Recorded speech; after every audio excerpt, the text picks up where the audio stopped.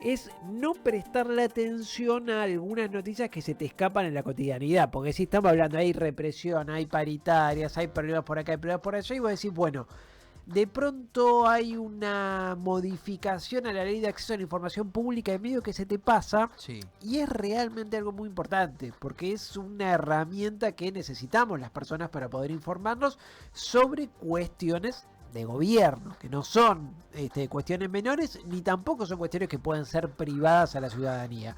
Para que nos lo aplique, para que nos lo explique, estamos en comunicación con la abogada del CERS, Margarita Trovato. Margarita, muy buenos días y gracias por atendernos. Hola, ¿qué tal, Darío, Facundo? ¿Cómo andan? Muy buenos días. Margarita, estábamos diciendo, entre toda la cotidianidad, ¿no? de las noticias que tenemos habitualmente, que son realmente muy impresionantes en términos de represiones, lo que pasa con los jubilados, las paritarias con tope, por ahí estas cosas se te escapan un poquito, se te pasan por el costado y realmente son importantes.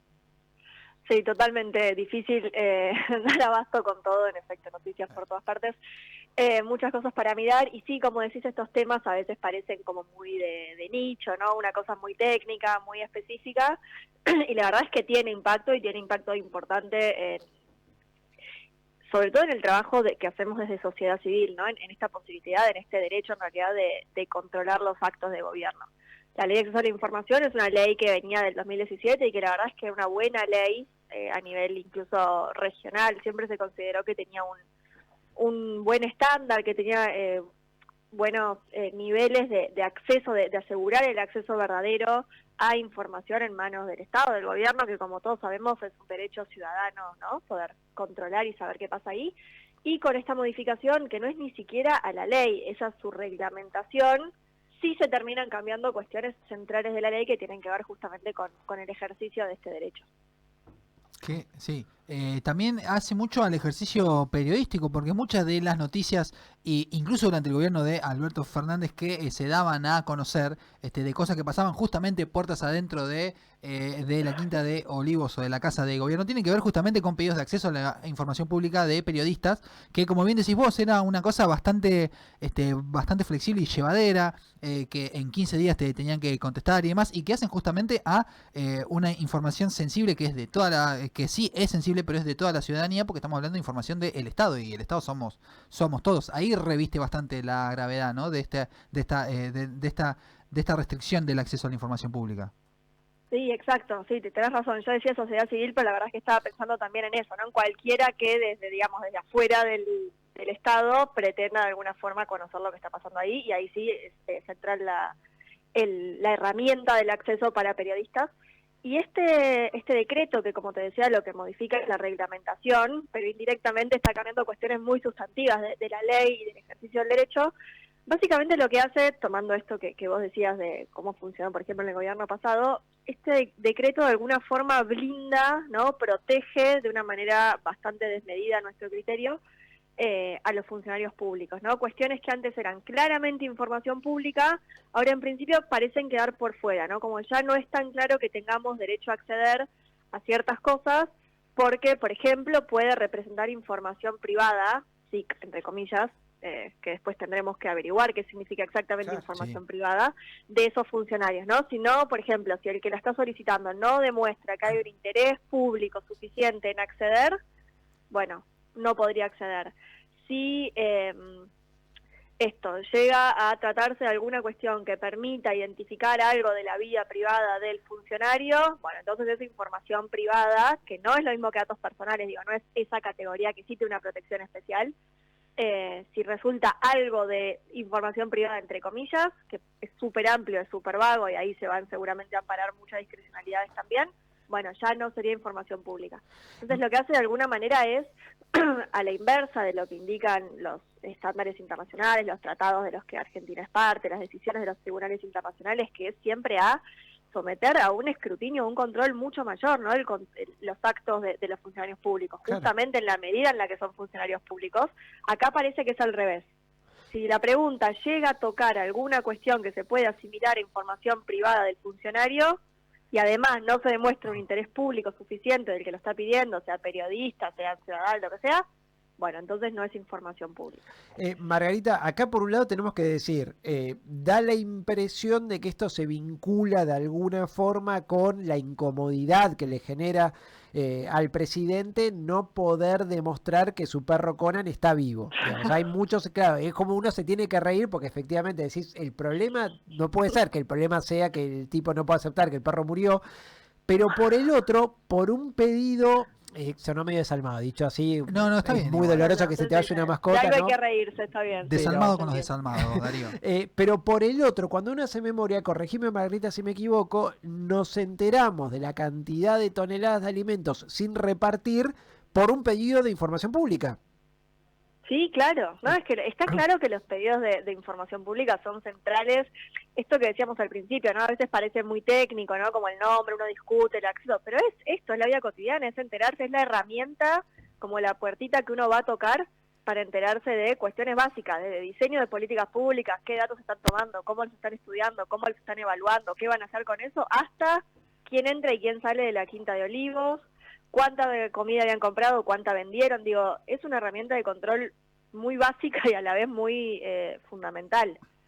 Y de repente esto va quedando fuera de la esfera, ¿no? De qué es información pública, cuestiones que pueden comprometer los datos privados de funcionarios, también quedan excluidas, se modifica de alguna forma lo que se entiende por documento, entonces para que sea un documento y entonces sea público, ya por ejemplo no entran papeles de trabajo o procesos de toma de decisiones que hayan hecho los funcionarios antes de tomar una decisión final.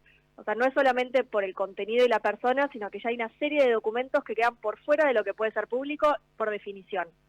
Y eso claro que complica, como vos decís, cuestiones básicas con las que después se reflejan las noticias, digo, de donde surge mucho de la investigación periodística también. O sea que la modificación en concreto abarcaría más que solamente lo que se entiende por público y lo que se entiende por privado. O sea, aparte de esa que entendemos que es creo que la modificación más central, hay otras cuestiones como esta que vos decías de qué documentos son documentos y qué es un documento, ¿no?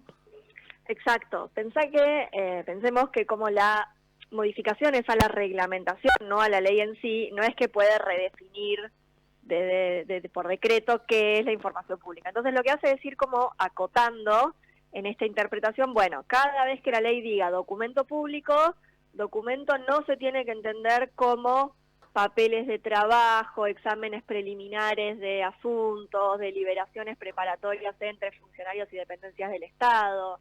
Son como que hay varios recortes que se van haciendo.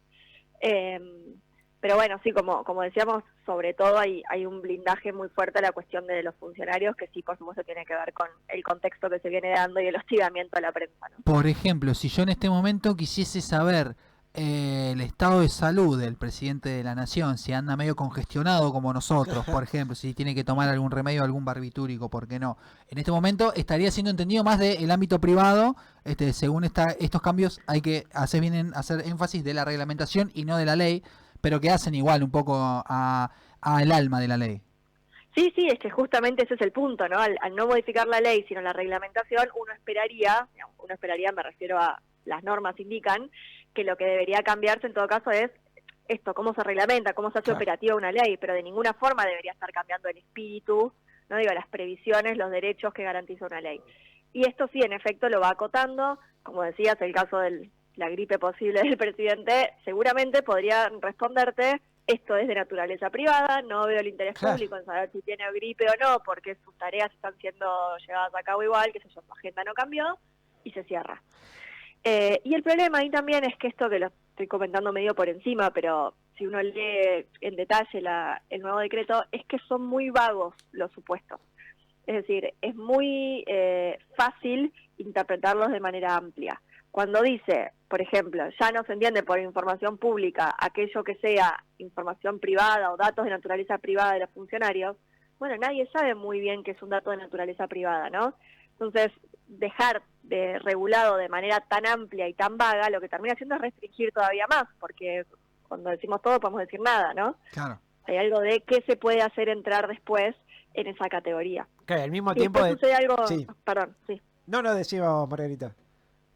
No, que sí, después hay varios puntos así que tienen que ver con la restricción de la obligación de dar información sobre funcionarios, además de la cuestión privada, que siguen siendo muy amplios. Por ejemplo, hay un supuesto que dice algo así como no será obligatorio difundir toda la información que, si se pusiera en conocimiento público, pueda traer directa o indirectamente algún daño o perjuicio.